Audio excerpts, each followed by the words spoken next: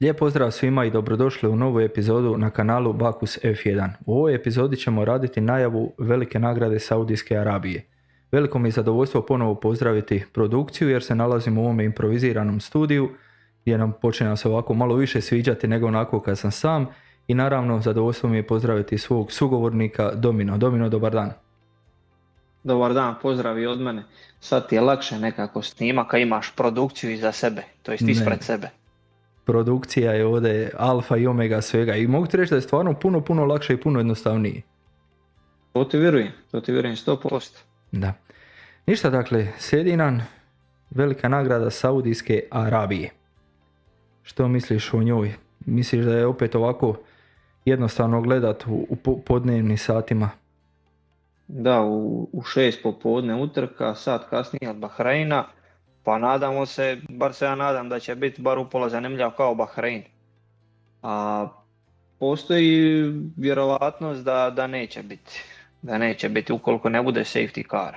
Da, a prošle godine onako i nije baš nešto bila zanimljiva utrka. Prošle godine 2 Red Bulla na prva 2 mjesta, Verstappen je odmakli onako Perezu 13 sekundi. Tako je, mada eto Stroll je začinio prošle godine. Postoji vjerovatnost da će biti zapravo utrka prije utrke, na to mislim na kvalifikacije, da će kvalifikacije biti zanimljivije od utrke. Opet kažem, postoji mogućnost, jel? Ali ja bi uzeo u obzir da će biti safety car. Kad vidimo da je jedna od najbržih staza, prosječna brzina staze je 250 km/h, slovi za jednu od najopasnijih staza, pa možemo se sjetiti kad spominjem safety car Mika Schumachera kako je rastavio bolid prije par godina. Tako da ja se nadam safety car. Da, u nekim predikcijama ove utrke stoji safety car mogućnost 100%. Da, evo, jer kad ti pogledaš, evo u 2021. 15 vozača je završilo, u 2022. 14 vozača, u 2023. 18, u 2024. 18 vozača. Da, prošle godine samo Stroll i Gasly nisu završili utrku. Tako da postoji velika vjerovatnost da će biti taj safety car. Da, što se tiče toga prošle godine onako, bila je dobra utrka. Nekako Saudijska Arabija nikad još do sad nije razočarala. Makar što se tiče običnih gledatelja, ne fanova. Da, zato što je street circuit, što se kaže, jel tako? Ima veliki broj zavoja, iako su sve jako brzi zavoji, ali ima dosta zavoja. Da, ništa, možemo onda prijeći, evo zamolit ću produkciju da nam pokaže sliku staze pa možemo prijeći i na stazu. Dakle, što nas čeka ovdje? Čeka nas 27 zavoja. Imamo 3 DRS zone, 3 DRS detekcije. Idemo krenuti od starta. Krećemo startno ciljna ravnina, prvi zavoj ide u lijevo, zatim drugi, treći zavoj, mali pravac, četvrti onako dosta težak zavoj, peti, šesti, sedmi i osmi, mogu to sve reći, to se sve nadovezuje na njih, dosta teški i zahtjevni zavoji. Zatim zavoj 8, 9, 10, 11, 12, to je sve onako u tjesno kao što bi trebala biti prava ulična staza, ali za razliku od nekih uličnih staza jako brzo. Tako je. Reci. Osvrnuo bi se na zavoje 4, 5, 6, 7 i 8. To su meni jako zanimljivi zavoji. To su jedni od zavoja koji bi ja htio uživo pogledati. Iz razloga što su to zavoji koji su jako teški za vozače, za voziti, ali su tako lijepi za gledati. Iz razloga što se u njih ne ide flat out, što se kaže, pun gas, ali se ide jako blizu toga. I zbog toga su jako teški za voziti, a tako zanimljiv za gledati. Da, i nakon toga dolazimo zavoj 13, onako jedan veliki lijevi zavoj, onda ponovno jedan set brzih zavoja da se ide malo lijevo desno, 14, 15, 16, možemo reći tu 17 i na izlazu iz zavoja 17 imamo točku detekcije 1. 18, 19 su ovdje navedeni kao zavoj, mada to i nisu, to se sve vozi pun gas. I malo nakon 19. zavoja imamo prvu DRS zonu koja se proteže kroz ove blage zavoje 20, 21 pa sve do zavoja broj 22.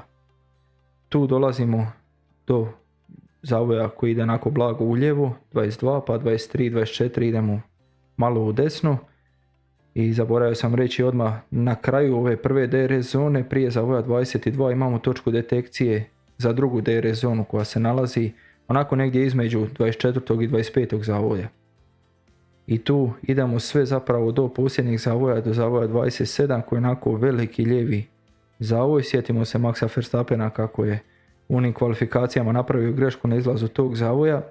I upravo na izlazu iz tog 27. zavoja imamo točku detekcije za DRS zonu 3 koja se nalazi na startnom ciljnom pravcu. I onako, Tako je, dosta... dobro se sjetio Maxovog kvalifikacijskog kruga, jedan najljepše odvoženih kvalifikacijskih krugova koji je zapravo neslavno završio. Da, najljepši odvožen krug koji nikada nije završio. Tako je, točno to. Da. I onako ova staza jako lijepo izgleda, brza je i stvarno je nekako zanimljivo gledati. Tako je, druga staza po broju zavoja ikada. Da li je vrijeme, reci mi, da velika nagrada Saudijske Arabije dobije novog pobjednika? Pa mislim iskreno da bi moglo biti ove godine, da teško da će, nekako opet vidim McLaren još i dalje tu. Da, jer 2021. smo imali Hamiltona i onda ide ona dominacija Verstappena. Da. A ja isto mislim da je vrijeme za novog pobjednika ukoliko Verstappen tu ne umiješa opet svoje prste. Da, vidjet ćemo, bit će zanimljivo, mislim da neće. Mislim da imali su jako velikih problema sa kočnicama u Bahreinu, a ova staza je poznata po tome da jede kočnice. Tako je, vidjet ćemo. Ja isto mislim da će McLaren dominirati. Da, i onda što se tiče nekih ovako podataka o stazi, prva utrka na ovoj stazi je vožena 2021. godine, vozi se 50 krugova, dužina kruga je 6174 metra, otprilike neka dužina utrke je 308,45 km, a rekord kruga još i dalje drži Lewis Hamilton iz 2021. Da, 2021. je bila zadnja godina tih regulacija i 2022. je početak novih regulacija, tako da možemo i na to se osvrnuti da je možda i zbog toga još uvijek taj najbrži krug. Misliš li da će ove godine se skinuti taj najbrži krug? A moguće. Jer vidjeli smo, pogledamo... ti si zazivao već to na Suzuki ako se ne varam, jel tako? Da. I on je postavljen. Tako da sad kad spomenuo, moguće. Jer ako pogledamo prošle godine najbrži krug je odvozio Leclerc 1.31.632. Što je onako još i skoro sekundu sporije od najbržeg kruga Lewisa Hamiltona. Da, ostaje nam da vidimo. Ja se isto nadam da hoće. Da. Ništa, možemo onda prijeći na gume, da vidimo što nam je Pirelli pripremio za ovu veliku nagradu Saudijske Arabije. Idemo na dosta mekše gume nego što smo vidjeli u Bahreinu. Dakle, tu su nam C3, C4, C5 gume, C3 su hard, C4 su medium, C5 su soft, što nam automatski govori da ova staza je nekako malo i blagonaklona prema gumama. Tu smo podatke u utrci neke rekli, sad vidimo što se tiče podataka kako je Pirelli predvidio ovu stazu. Što se tiče trakcije, oni su ocijenili sa 2. Asphalt grip je 4, Asphalt abrasion je 2, Track evolution 4, Tire stress 3, koje je onako dosta zanimljivo. Braking je ocijenjeno sa 3, a poznata je staza da je jako teška za kočnice, no to izgleda ne utječe toliko na gume. Lateralno opterećenje je ocjena 4 i downforce je ocjena 2. Da, što se tiče guma naspram prošle godine su bile C2, C3, C4, odlučili su se za stupanj mekše i moj dojam je da kada su vidjeli da na Suzuki nema degradacije guma, da su odlučili ovdje ići stupanj mekše nego prošle godine. Da, jer ako pogledamo prošle godine bilo je jedno zaustavljanje u boks. Da. Znači, to je točno to, da nije bilo safety cara bila bi dosadna utrka. Da, znači jedno zaustavljanje u boks, svi osim Bottasa koji je išao 2 puta u boks. Tako da možemo ove godine očekivati da će neke momčadi pokušati to jedno zaustavljanje u boks, ali ipak da više je za očekivati 2 zaustavljanja sa ovako mekšim gumama. Tako je. I možemo se i osvrnuti samo na Trek Evolution i napomenuti da će kao i u Bahreinu biti jako bitni drugi i treći pokušaj u kvalifikacijama jer se, kako bi rekao, traka ubrzava. Jel? Da, staza, znači kako se više vozi po njoj, kako se zagrijava, ima više tih ostataka gume po njoj, tako da nekako postižu se brži krugovi. Što se tiče ovoga tire stresa, sada ovdje prvi put vidimo da imamo na sve 4 gume makar po jedan dio koji je u crvenome. Da, ja bih rekao očekivano kad smo rekli u početku da je prosječna brzina 250 km/h. Da, znači ali to je sigurno, ovo su perjelive predikcije po ovim gumama što su sada donijeli za ovu utrku. Da, i imamo i dva jako oštra zavoja, što bi gotovo po 90 stupnjeva, što je jako isto teško za gume. Da. Dobro, znači C3, C4, C5, što se toga tiče, taj dio smo prošli. Možemo odmah prijeći i na kočnice da vidimo što nam je Brembo pripremio za ovu stazu. Dakle, što se tiče kočnica, staza je jako specifična, iako nema niti jedan zavoj koji je onako u 90 stupnjeva, najduža i najbrža gradska staza u prvenstvu Formule 1. Vozači moraju kočiti 8 puta u svakom krugu, što je onako i nije toliko puno, ali treba uzeti u obzir da od tih 8 kočenja, 6 kočenja su onako jako agresivna kočenja. Tako je, sa velikih brzina se usporava na jako male brzine. Da. Sa 300 i nešto km/h na sad, da ne pogađam, ali dosta treba usporiti taj bolid. Da, tu, znači ovdje nam je Brembo rekao, znači najteža je što se tiče kočnica zavoj 22, to je onako kad dođu do zavoja 27, tu dolaze sa brzinom 319 km/h i onda ide puna kočnica 2,5 sekunde, otprilike dužina trajanja tog punog kočenja i usporava se sa 319 km/h na 113 km/h. Tako i zato dajemo veliku prednost McLarenu, ako oni budu znali to iskoristiti, jer tu su baš u tom segmentu godinu ispred svih. Da, dajemo prednost McLarenu ako dođu na pole poziciju. Jel tako? Jel se možemo sad složiti sa tim? Tako je, možemo se s tim složiti. Ja bi se još i nadovezao na to, jer imamo ovdje jedan podatak. I zadnjih 8 utrka najbrži vozač u kvalifikacijama je zapravo bio pobjednik utrke. Ovo je najveći niz ikada u Formuli 1. Mada ovdje sam rekao najbrži vozač jer je prošle godine Max u Kataru bio najbrži, ali je dobio jednu poziciju kazne, pa je Russell bio. Zato nisam rekao pol pozicija, pa prvo mjesto nego najbrži. I s tim u vidu možemo se osvrnuti na to koliki je zapravo problem danas ima taj prljavi zrak i koliko se lakše vozi kada nisi opterećen time. Da, ali to je nekako McLarenu baš jako dolazi do izražaja. Jer McLaren ako nije u tom prljavom zraku, McLaren je strašno brz. Što smo vidjeli, Red Bull nije toliko strašno brz kada nema taj prljavi zrak, ako se sjetimo Suzuki i Verstappena. Ovdje McLaren strašno pati u tom prljavom zraku. Da, to napominjemo već od početka godine i zato ne valja otpisati Verstappena pogotovo ovdje gdje je zadnje 3 godine pobjednik. Da, ništa, možemo se onda dotaknuti malo nekih naših predviđanja. Ajmo krenuti po momčadima ovako. Za sada najbolja momčad McLaren sa 151 bodom, Oscar Piastri i Lando Norris. Kako vidiš prvo dvoboj njih dvoje, a zatim sve ostalo što oni mogu napraviti u ovoj utrci? Ja vidim Oscara ispred Norrisa. Oscar Piastri je ovdje svaki put pobjedio Norrisa. Norrisova najbolja pozicija ovdje je 7. pozicija.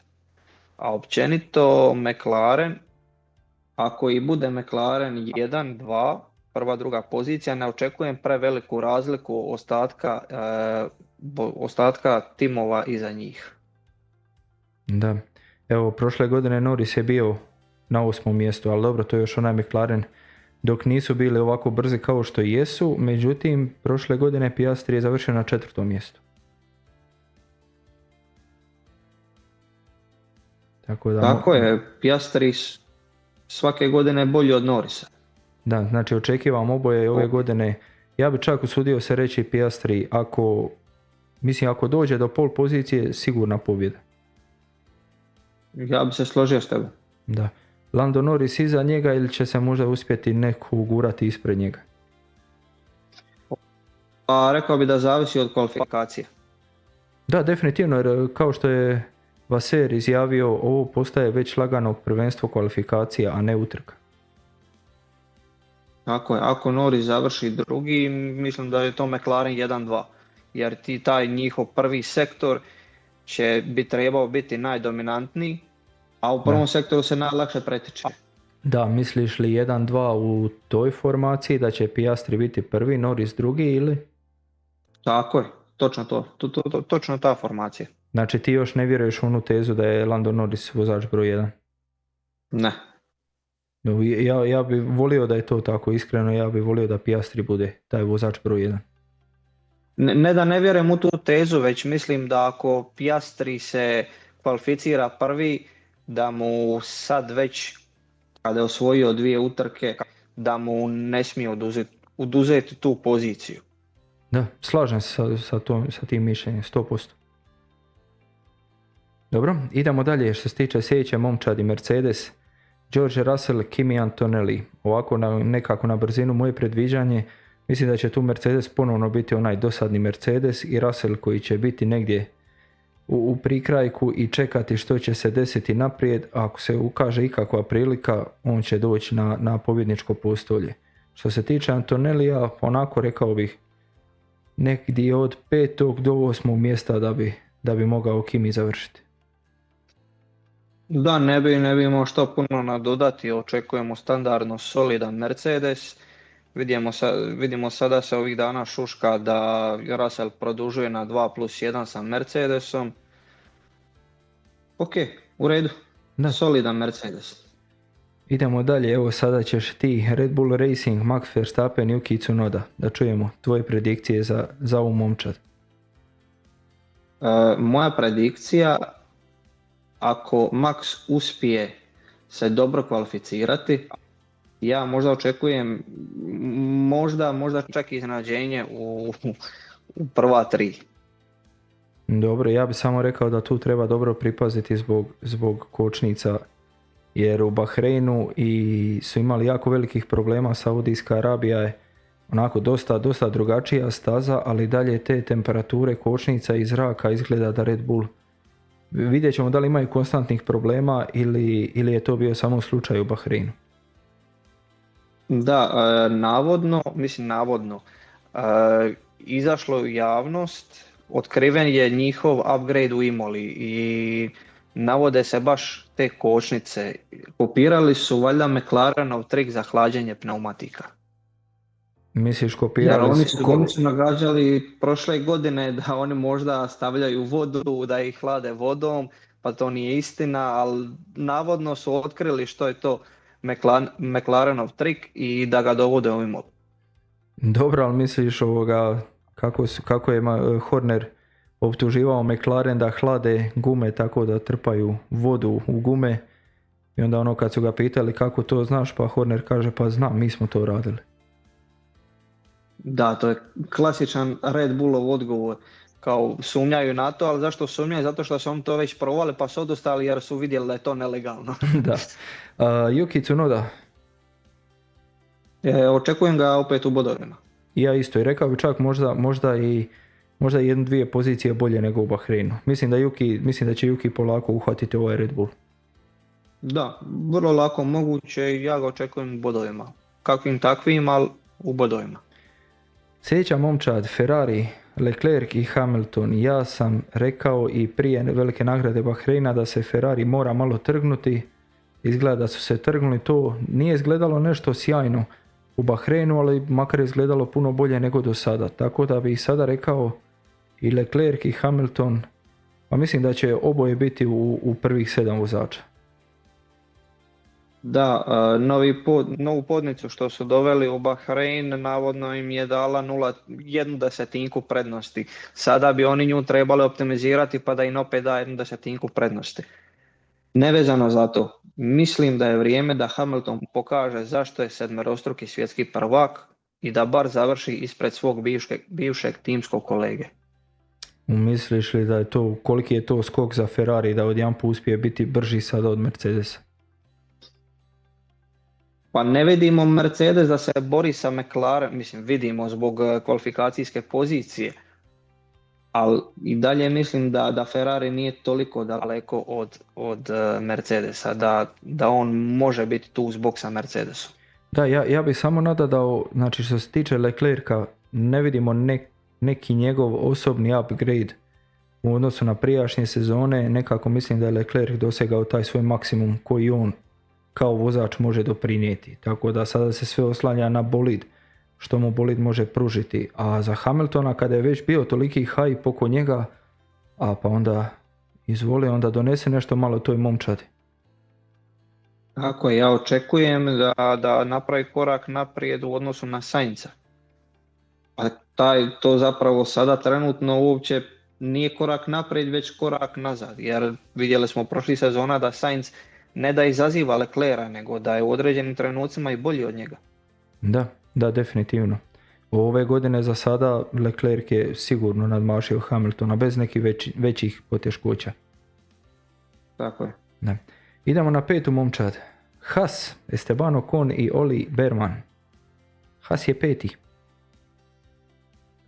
Trenutno da prvenstvo završi, oni su u konstruktorskom prvenstvu peti i oni bi izjednačili svoj najbolji uspjeh ikada iz 2018. godine. Da. Oni se nemaju što žaliti na svoj trenutni poredak i svaka čast za Haas.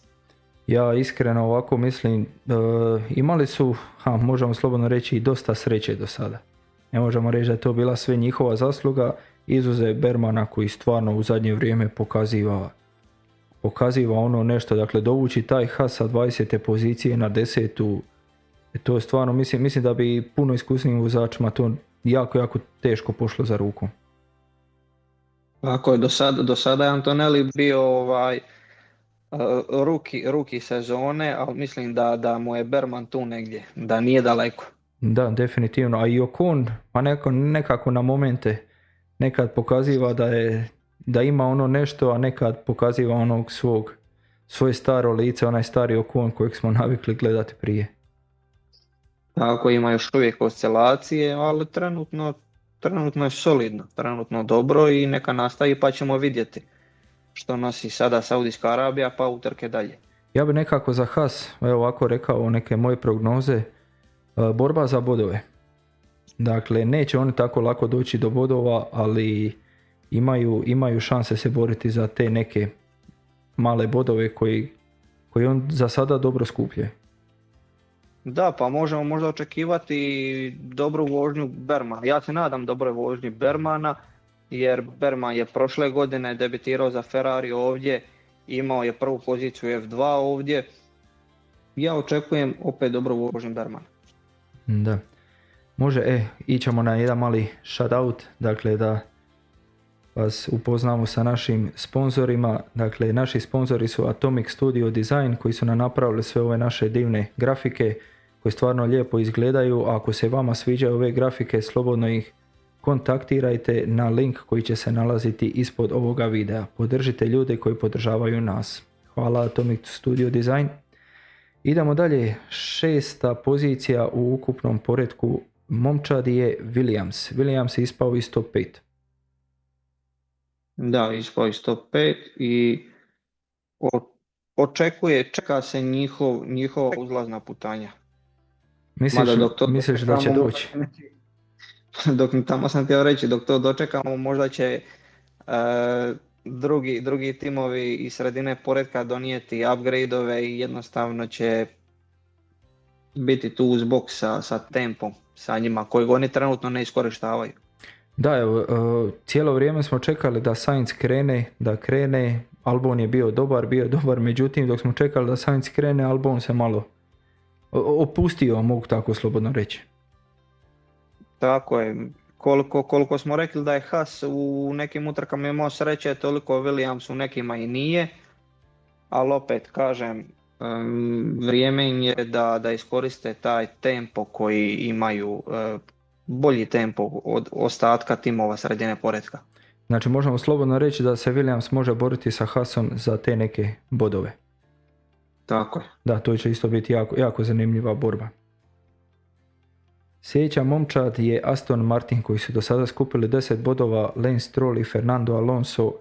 Ja ovo mogu reći samo jednu jedinu rečenicu, Aston Martin pa od neke 14. pozicije do 20. pozicije, to je moje predviđanje za ovu utrku, jer jednostavno ne vidim da oni išta pokušavaju sa ovogodišnjim bolidom, nego samo čekaju da vrijeme prođe. Apsolutno se slažem.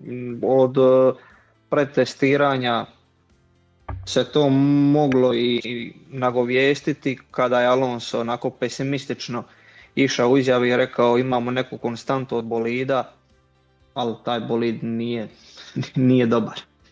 Ali je konstantno nije dobar, nije ništa slagao. Da, ali ja bi samo napomenuo što se tiče prošle sezone dok još Aston Martin i bio onako dobar, ali on se završio utrku na 5. poziciji. Dakle, misliš li da ova staza nekako odgovara Aston Martinu, ako će ovo biti onaj Aston Martin od prošle sezone? Ako će biti, ali mislim da nije, tako da mislim da neće ni jedan vozač Aston Martina proći u Q2. Ne. Idemo odmah na sljedeću momčad, Racing Bulls, Liam Lawson iza Hadjar. Izvoli, pucaj. Iza Hadjar u Q2, Liam Lawson ispada u Q1. I bojim se da nema bodova za Racing Bulls. Ja bih rekao Liam Lawson od 15. do 20. pozicije, iza Hadjar čak od 10. do 15. pozicije, tu da negdje da će završiti. Da, možda ako se desi taj safety car i ako ih pomazi sreća, tokom tog safety cara možda Hadjar uspije bod ili dva osvojiti, ali to im je za nadati se. Da. Sljedeća momčad je Alpine, Pierre Gasly i Jack Doohan. Jack Doohan i dalje vozi. Da, sada se demantira ona teza o 6 utrka i govori se da bi mogao biti do ljeta ovdje, jer što smo i komentirali u našem zadnjem videu, jednostavno ne daje za pravo nikome da ga demantira i kaže da nije dobar. Da, definitivno vidjeli smo čak u nekim situacijama da on je tu negdje lila sa Gaslyom, da mu može parirati, doduše Gasly je bolji vozač od njega, malo i izvlači neke stvari na iskustvo, ali kao što si sad rekao, kao što smo rekli, Jack Doohan jednostavno ne daje povoda da ga se odbaci tako lako. Da, Jack Doohan nije puno lošiji od Gaslya, loši je, ali je tolerantno lošiji, jer je zapravo on rookie i treba to uzeti u obzir, tako da je solidan. Da, ali isto što se tiče Alpine, pa ja bih rekao, ako ona utrka u Bahreinu, mislim da ono bilo onako jedan bljesak koji će se jako, jako teško ponoviti. Tako, ja se slažem i ne očekujem puno od Alpine u utrku. Da, mogu se odmah nadovezati, Kik Sauber, totalno ista stvar kao i Alpina, moguće da se dogodi neki bljesak, ali jednostavno ne očekujem. Pogotovo zbog toga što i Bortoleto jednostavno ne pokaziva ono što sam ja želio vidjeti od njega. Jednostavno dosta je lošiji od Hülkenberga i taj njegov napredak za sada se ne vidi u ovih prvih nekoliko utrka. Da, stavimo prvu utrku sa strane i Sauber 0 bodova. Da, doduše 6 bodova za sada, ali zahvaljujući Hülkenbergu. Da, htio sam reći, nema ga na mapi. Da, jednostavno i oni. To vidjet ćemo što će biti iduće sezone, ali ova sezona je jednostavno takva za njih, kao što smo i najavili, dakle Alpina i Sauber. Doduše tu će se izgleda priključiti Aston Martin, ali to će biti nekako borba tko da ne završi na posljednjem mjestu. Da, točno ta borba. A dobro, misliš da možda Audi koji ulazi u sljedeće sezone, da im možda čak i odgovara ova posljednja pozicija, jer onako završe na posljednjoj poziciji sada, za iduću sezonu imaju najviše sati u zračnom tunelu za napraviti bolid. I to i bit će očekivanja, samo da budu bolji od prošle godine, jel? Kao što je Yuki bilo nakon Lawsona, samo da ne budu zadnji, tako da imat će i manje očekivanja. Da. Dobro, vidjet A ćemo. možda što si Mislim, rekao i paše im da imaju dosta vremena u zračnom tunelu, jel, za razvijanje tog bolida. da, ali mislim da i Aston Martin bi to želio. Iako ne bi htjeli tu zadnju poziciju, naravno zbog novca, zbog sponzora, zbog svega, ali gledajući u pogled u budućnost za iduću godinu, to zadnje mjesto ipak ove godine donosi neke benefite. Da, iz tog pogleda donosi definitivno. Ali što si rekao, i tu su ipak i sponzori i sve. Nije baš lijepa ta zadnja pozicija. Da. Dobre, to bi bilo to što se tiče nas. Velika nagrada Saudijske Arabije. Radit ćemo watch along, to se još moramo vidjeti, dogovoriti. Najvjerojatnije ćemo vam samo pustiti telemetrijske podatke, pustit ćemo vam poziciju na stazi, puštat ćemo vam neka tim radija, a onda još i kada mi malo uđemo u to, onda ćemo raditi onako watch along kako bi mi to željeli. Što se tiče toga, to bi bilo to sve od nas za ovaj video. Vidimo se na velikoj nagradi Saudijske Arabije i nakon toga na reakcijama Saudijske Arabije.